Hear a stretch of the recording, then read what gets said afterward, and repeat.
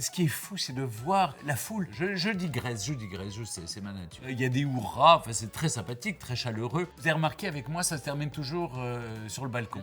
C'est pas fini. Bienvenue sur ma chaîne YouTube. Je vous retrouve aujourd'hui pour un deuxième épisode de mon format React. Alors je vous rappelle le concept. On regarde ensemble une archive historique et on prend le temps de s'y arrêter. Alors on fait des pauses, je réagis en direct et j'en profite pour vous donner un peu le contexte, de partager aussi des anecdotes ou des détails qu'on ne voit pas forcément à l'écran. Pour la deuxième archive que je voulais regarder avec vous, on va rester dans le thème de la monarchie, mais à un tout autre pays, le Luxembourg. Pour celles et ceux qui ne le sauraient pas, je suis franco-luxembourgeois. J'ai aussi une passion pour ce pays qui est le mien. Pour vous donner un peu le contexte, le Luxembourg, c'est un pays évidemment petit par sa superficie, mais assez grand pour son influence non seulement dans le monde, mais surtout en Europe, parce qu'il y a énormément d'institutions européennes qui sont implantées et dont le siège est à Luxembourg. Il y a beaucoup d'entreprises aussi qui sont à Luxembourg. Le pays fonctionne avec une monarchie constitutionnelle, mais c'est pas un roi, c'est pas un prince souverain, non, c'est un grand-duc. Aujourd'hui, eh bien, je vous propose de remonter en l'an 2000.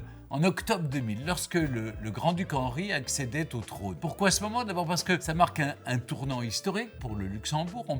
Il y a un passage de génération, une transition aussi en douceur entre deux chefs d'État, parce qu'au Luxembourg, on n'attend pas la mort de son prédécesseur pour devenir grand-duc. Ça permet un passage en douceur et on abdique. Votre héritier devient grand-duc. Aussi, pour une raison d'actualité, enfin tout à fait récente, le 3 octobre dernier, le grand-duc Henri a abdiqué pour laisser le trône à son fils Guillaume. Alors, je me suis dit qu'il serait intéressant de revenir sur sa propre cérémonie d'accession au trône qui a eu lieu il y a déjà 25 ans. Un jubilé. Avant de continuer, je voudrais remercier Mammouth AI qui a rendu possible cette vidéo. Mammouth AI, c'est une plateforme qui réunit pas moins de 10 intelligences artificielles, dont ChatGPT, mais Mistral, Gemini et Perplexity. Vous avez vu, je me tiens à la pointe quand même. Avec Mammouth, on peut comparer instantanément les réponses de chaque intelligence artificielle et choisir celle qui sonne le mieux. Et je me dis que le grand-duc Henri de Luxembourg, avant d'annoncer son abdication, eh bien, il aurait pu tester plusieurs versions de son discours, une très protocolaire, une autre plus émotive, voire une troisième plus directe. Mais pas de panique, il pouvait aussi créer son propre mammouth de la retraite princière, un assistant pour organiser ses voyages, mais aussi trier ses archives, ou même lui souffler des idées d'activité. Détail essentiel, Mammouth AI respecte scrupuleusement votre vie privée. Aucune donnée conservée, aucune conversation utilisée et vous pouvez effacer votre historique quand vous le souhaitez. L'entreprise est entièrement européenne avec des équipes en France et des serveurs en Allemagne. Le plus fou, c'est que tout cela ne coûte que 10 € par mois. Alors, si vous avez envie de tester l'expérience, eh bien, tout est dans la description. À bientôt. De journal von RTL Télé Lützeburg. Bon, la langue que vous entendez, c'est le Lützeburgisch, c'est-à-dire le luxembourgeois, qui est une langue officielle, au même titre que l'allemand et le français. C'est la langue parlée par la population luxembourgeoise. Je ne suis pas sûr que vous puissiez tous comprendre le Lützeburgisch, mais alors je vous propose d'écouter plutôt l'archive en français. D'ailleurs, elle est doublée, ça tombe bien. Au cours d'une brève cérémonie, le grand-duc Jean a signé l'arrêté d'abdication. Ceci conformément à l'article 3 de la Constitution. Dans cet arrêté grand-ducal, le grand-duc Jean renonce à la couronne en faveur de son fils Henri. Voilà, là on a eu donc la signature de l'acte d'abdication par le grand-duc Jean envers son fils Henri. Ça se passe toujours dans la salle du trône, la grande salle du palais grand-ducal, qui est mitoyen de la chambre des députés. Alors en fait, il y a une porte qui permet d'accéder de l'un à l'autre. Je vous donne les coulisses, c'est-à-dire que c'est mitoyen, donc on peut passer de l'un à l'autre, ce qu'on fait pour les grandes soirées de gala. Au nom du peuple luxembourgeois, le ministre d'État Jean-Claude Juncker a remercié le grand-duc Jean et la grande-duchesse Joséphine. Bon, là, je refais une courte pause pour souligner un point intéressant, c'est la présence du Premier ministre. En l'occurrence, celui que vous voyez, c'est Jean-Claude Juncker, qui deviendra en 2014 président de la Commission européenne. Le président Pompidou avait dit que si un jour on devait élire au suffrage universel un chef d'État européen, il faudrait que ce soit le grand-duc de Luxembourg, parce qu'il ne met personne mal à l'aise, il est au milieu de tout le monde, c'est au carrefour de l'Europe. Donc c'était plutôt une bonne idée. Mais donc, en fait, les premiers ministres luxembourgeois deviennent souvent des figures très importantes de la Commission européenne ou en tout cas de l'Europe. C'est le cas de Jean-Claude Juncker, qui a été très longtemps président de la Commission européenne. Le Premier ministre est donc là pendant la cérémonie pour montrer la complémentarité des deux rôles, assurer à la fois la continuité. Le symbole, c'est les deux faces d'une même médaille, monarchie et démocratie. Donc le Premier ministre de l'époque tient donc un premier discours pour remercier le grand-duc de tout ce qu'il a fait durant presque 35 ans. On l'écoute. Progresser dans les périodes où nous avons cherché notre chemin. Vous avez donné au peuple le calme dont il avait besoin pour trouver à soi-même et pour vivre en harmonie avec soi-même. On l'entend assez bien dans le discours de Jean-Claude Juncker, le bilan du règne du grand-duc Jean a été vraiment positif. Pendant son règne, le Luxembourg s'est beaucoup modernisé, s'est intégré très fortement dans l'Union européenne et le grand-duc a assuré une continuité paisible sans faire de faux pas. Globalement, il est assez apprécié dans le pays. Et surtout, il y a une chose, vous savez, jusqu'à présent, le Luxembourg était une petite puissance industrielle, c'est-à-dire que c'était la minette, c'est-à-dire c'est le charbon, l'acier. Et il y a une véritable transformation que malheureusement, on n'a peut-être pas su faire en Lorraine. Cette transformation dans le tertiaire a permis vraiment une prospérité économique qui n'a pas été le cas en Lorraine. Mais on continue, ça. Je digresse, je sais, c'est ma nature. Voilà, ça y est.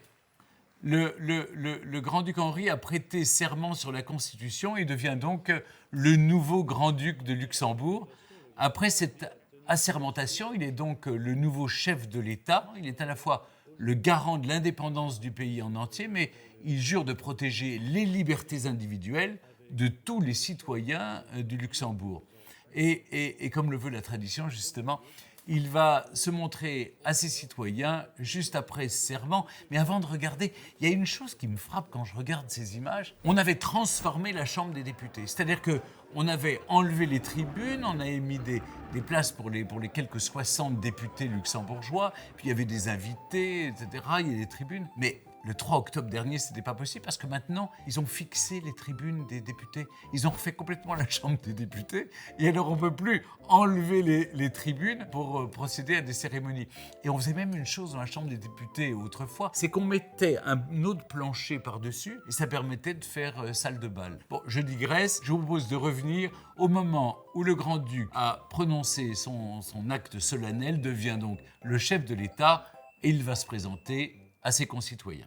Je promets aujourd'hui à tous les citoyens devant les représentants des institutions du pays, avec la Grande-Duchesse, avec Guillaume et nos autres enfants, de faire de mon mieux en faveur de la patrie et en faveur de tous ceux qui habitent avec nous, comme notre famille l'a fait par le passé.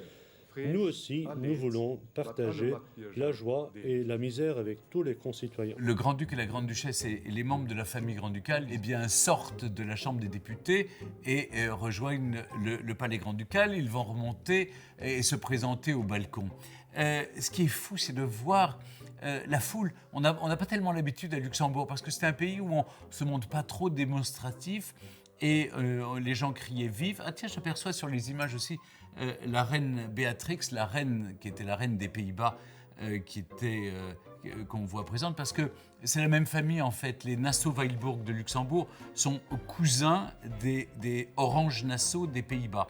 Et d'ailleurs, c'est en 1890 que la dynastie luxembourgeoise est devenue une dynastie nationale, parce que entre le Congrès de Vienne de 1814 et 1890, le Luxembourg était une possession personnelle du roi des Pays-Bas. Il était dit roi des Pays-Bas et grand-duc de Luxembourg. Or, à partir de 1890, pour une question de loi salique, que les femmes ne pouvaient pas accéder au Luxembourg, mais les femmes pouvaient accéder aux Pays-Bas. Donc il y a eu une reine aux Pays-Bas et on est allé chercher un grand-duc pour Luxembourg, un cousin éloigné qui s'appelait Adolphe de Nassau, d'où la dynastie actuelle. Les Luxembourgeois, majoritairement, sont attachés à la monarchie. Un dernier sondage qui est sorti cette année montre que plus de 2 Luxembourgeois sur 3 sont convaincus que c'est le meilleur système parlementaire, le meilleur système pour le pays, que sinon ça n'aurait pas de sens dans un petit pays de 650 000 habitants d'avoir une sorte de république où tout le monde se bat pour accéder au pouvoir. Tous les partis sont représentés et le grand-duc est la figure morale, le magistère moral dont je vous parlais au-dessus des partis. parti. Derniers ordres, dernière mise au point, le cercle est prêt pour le grand banquet offert par le gouvernement luxembourgeois au corps diplomatique.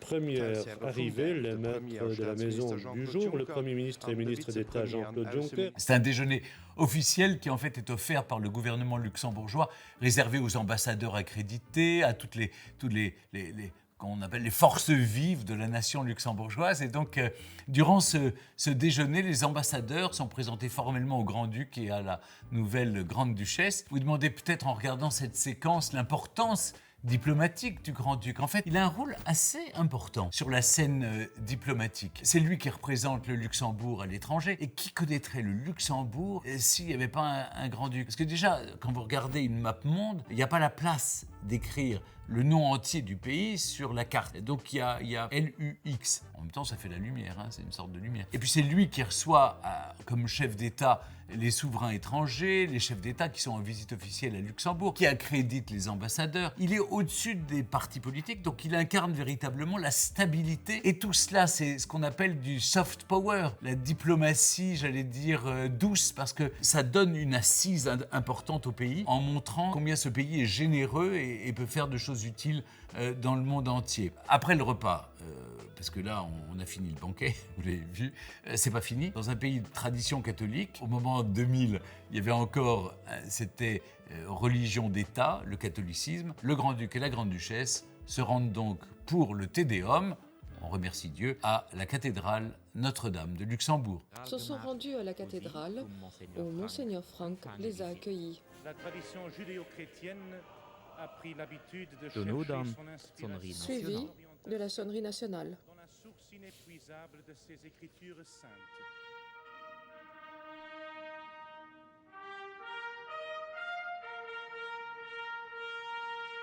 Je rebondis là sur ce qui vient d'être dit parce que c'est important.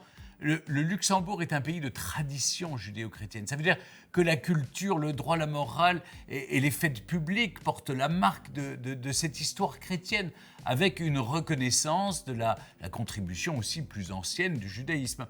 Jusqu'en 2015, la Constitution prévoyait donc que l'État finance les prêtres, les pasteurs ou les rabbins.